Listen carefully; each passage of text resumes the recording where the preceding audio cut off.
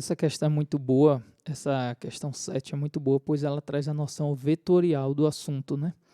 A gente viu que a fórmula do assunto é impulso corresponde à variação da quantidade de movimento, só que aqui ambas as grandezas são vetoriais, né? E a gente viu também que impulso corresponde à força aplicada ao longo do tempo. Tempo não é uma grandeza vetorial, mas força é, impulso também é.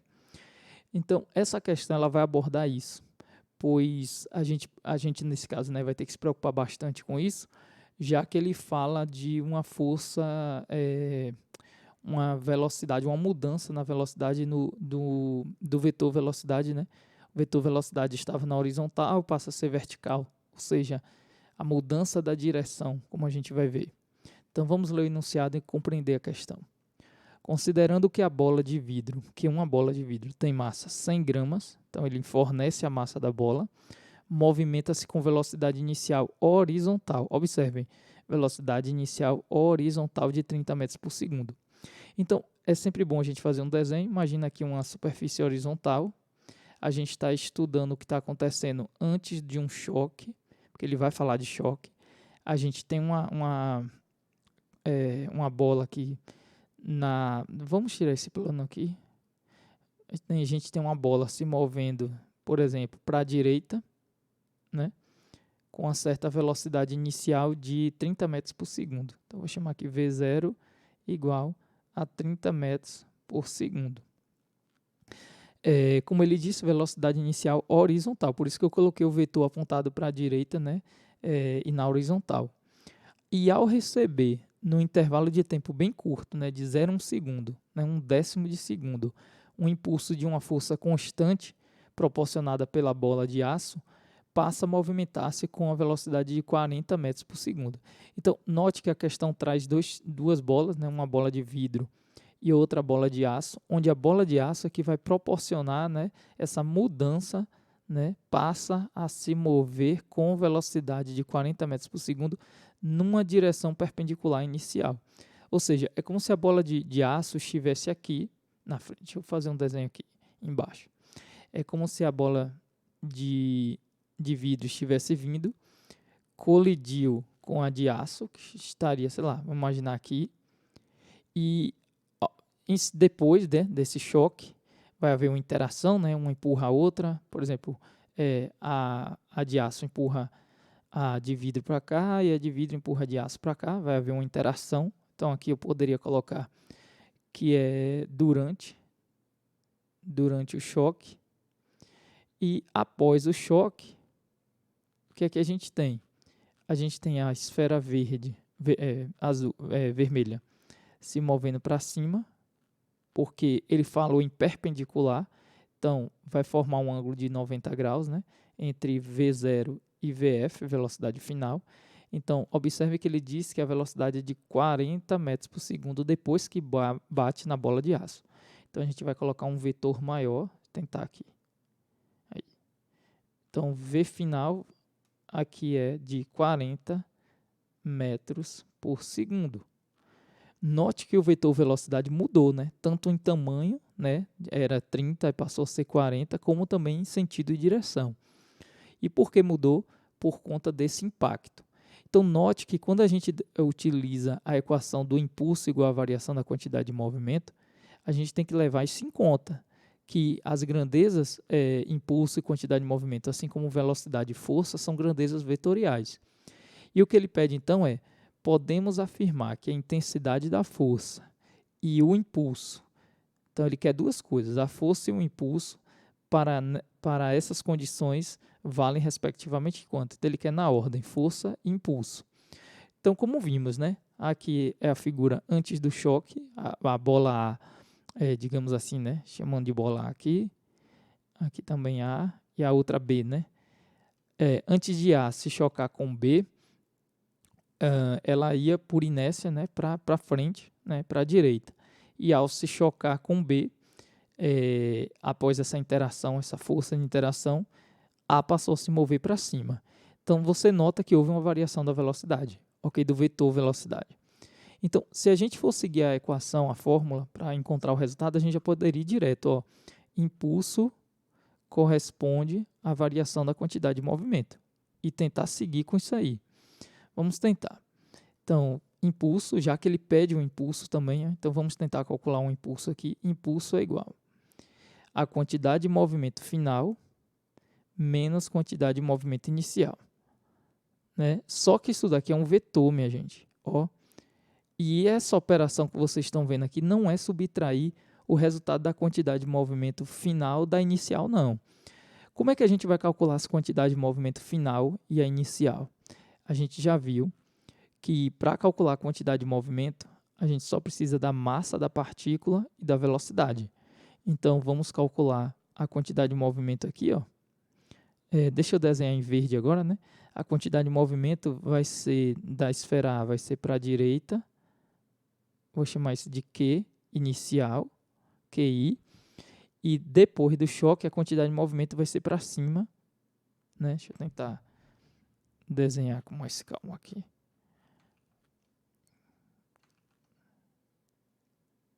A quantidade de movimento grande, né, para cima.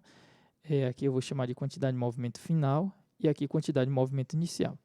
Então, para a figura ficar melhor, eu desenhei aqui na luz aqui, os vetores verdes correspondem à quantidade de movimento e o vetor vermelho corresponde à velocidade. Como a gente sabe, o vetor quantidade de movimento é a massa multiplicada pelo vetor velocidade, tá bom? Então, note que a quantidade de movimento final foi maior, porque a velocidade é maior, e a quantidade de movimento inicial foi menor, porque a velocidade é menor. Então, vamos calcular QI e QF separadamente. Então, quem é QI? QI é igual a massa, que é 100 gramas. 100 gramas a gente precisa dividir por 1.000 para transformar em quilos, vezes a velocidade. A velocidade é de 30. Cortando os zeros aqui, ó, 2 zeros aqui e 2 zeros aqui. A gente pode cortar esse zero aqui também e esse daqui. Então, o único número que vai sobrar é o número 3. Então, o resultado da quantidade de movimento inicial deu 3. Agora, vamos calcular a quantidade de movimento final, que é a massa, também 100 gramas. Então, 100 dividido por 1.000, né, multiplicado pela velocidade, que é 40. Calculando aqui, da mesma forma, a gente tem, cortando aqui, ó, 3 zeros aqui em cima, com 3 zeros aqui embaixo, a gente tem um resultado igual a 4. Então, 4 é o resultado da quantidade de movimento final e 3 é o resultado da quantidade de movimento inicial. Eu não posso calcular o impulso simplesmente fazendo quantidade de movimento final 4, quantidade de movimento inicial 3. Eu não posso fazer isso. 4 menos 3 daria 1, o que nos levaria provavelmente à letra A. Né? Aqui, ó, 1 newton vezes segundo. É o valor do impulso. Só que a gente não pode fazer isso, porque, como eu disse a vocês, essa operação aqui, ó, é uma operação vetorial. Né? Como alguns autores dizem, né, aqui é uma subtração de vetores. Eu prefiro dizer que aqui é uma soma do vetor QF com o vetor menos QI. Então, vamos tentar fazer essa soma vetorial aqui embaixo, né? Essa subtração, digamos assim. Então, como é que a física entende isso daqui? Que a gente vai manter o vetor QF. Então, vou manter ele aqui, ó. Deixa eu melhorar isso aqui. A gente vai tentar manter QF para cima. Lembrando que aqui é QF, QF vale 4. E vai colocar na frente de QF o vetor menos QI. Então, esse QF menos QI aqui, ó, menos QI, significa dizer que você vai botar na frente do QF o vetor menos QI. Então, como é que a gente faz isso? Note que o vetor QI ele aponta para a direita. Então, a gente vai apontar ele para a esquerda agora e vai colocar o vetor na frente do outro. Então, onde termina o primeiro vetor QF, né, esse vetor QF, a gente coloca o vetor QI. Isso daqui é uma soma vetorial, ok? Que, na verdade, vai acabar sendo essa subtração. Então, para que esse menos serviu aqui, no caso dessa operação vetorial? Para eu inverter o vetor QI. Então, QI que apontava para a direita, como a gente nota aqui, ó, QI passa a ser orientado agora para a esquerda. Então, aqui seria o vetor menos QI, que dá né, que tem o valor, tem um módulo 3. Então, gente, aqui é 3, aqui é 4. E o que significa resolver isso, resolver essa operação vetorial? É descobrir o resultado do vetor que começa no primeiro, que seria que é f aqui, ó, e termina lá no outro, no vetor QI aqui, né? Deixa eu tentar traçar aqui. Aqui, ó. Eu quero esse resultado aqui, ó, desse vetor aqui, ó. Ó, quanto vale esse? Essa é a pergunta. Então, toda vez que a gente faz uma soma vetorial, a gente coloca um vetor na frente do outro, né? Consiste nisso, né? Colocar um vetor na frente do outro e encontrar tipo o menor caminho, menor distância entre dois pontos, que é o ponto onde inicia o primeiro vetor e onde termina o último vetor. Como só foram dois vetores aqui operando, né? Somando, subtraindo, enfim, a gente liga dois pontos aqui, né? No caso. Então, eu quero esse resultado ó, da soma vetorial. Note que a gente tem uma figura geométrica, um triângulo retângulo. Ó. Vou tentar desenhar aqui. A gente tem um triângulo retângulo aqui. Vou tentar melhorar isso aqui.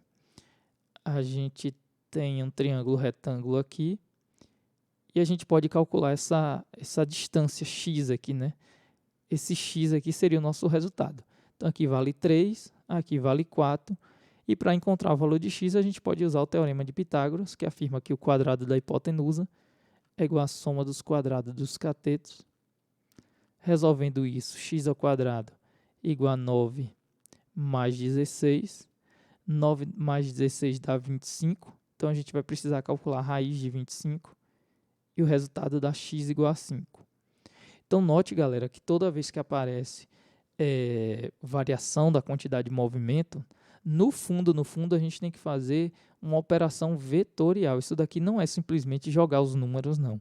A gente tem que se preocupar para onde os vetores apontam. Como na maioria das questões as colisões, né, ocorriam na horizontal, a gente não precisou se preocupar tanto com isso. Mas nesse caso, o vetor quantidade de movimento ele estava na horizontal, no início, né, e logo depois, no final, apontava para cima, perpendicular, como a questão indicou.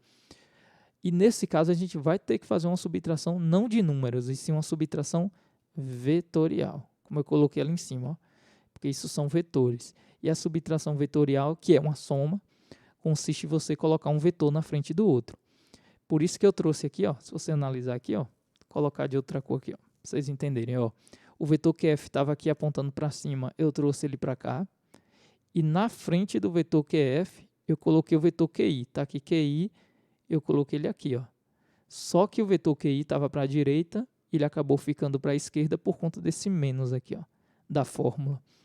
E, de novo, o resultado da soma desses vetores é determinar o menor caminho que liga o ponto de partida, né? Seria aqui, ó, partida, digamos assim, né? Droga. Aqui, ponto de partida, ao ponto de chegada. A chegada seria aqui, ó. Chegada. Ok? Então, essa distância vai ser, na verdade, a hipotenusa de um triângulo retângulo, aqui é um triângulo retângulo, e o resultado deu 5. Então, a gente pode afirmar com convicção que o impulso desse choque valeu 5 newtons vezes segundo, que nesse caso só pode ser a letra B. Não tem outra letra aqui para a gente marcar, não. Só para confirmar, como ele diz lá em cima, que o tempo do impacto é muito curto, né? Até a gente leu aqui, ó, 0,1 segundo, a gente pode então calcular a força, como ele pede ali a força. Então, ó, impulso, cadê? Impulso é igual a força aplicada ao longo do tempo, né? Melhorar isso aqui. Força aplicada ao longo do tempo. O impulso é 5, a força não tenho a menor ideia, e o tempo é 0,1, o tempo do impacto. Substituindo aqui força, é 5 dividido por 0,1, e 5 dividido por 0,1 é a mesma coisa que 50 dividido por 1, que dá 50 newtons, portanto, letra B, de novo aqui, né, até porque ele pede a força e o impulso. Resolvido aí.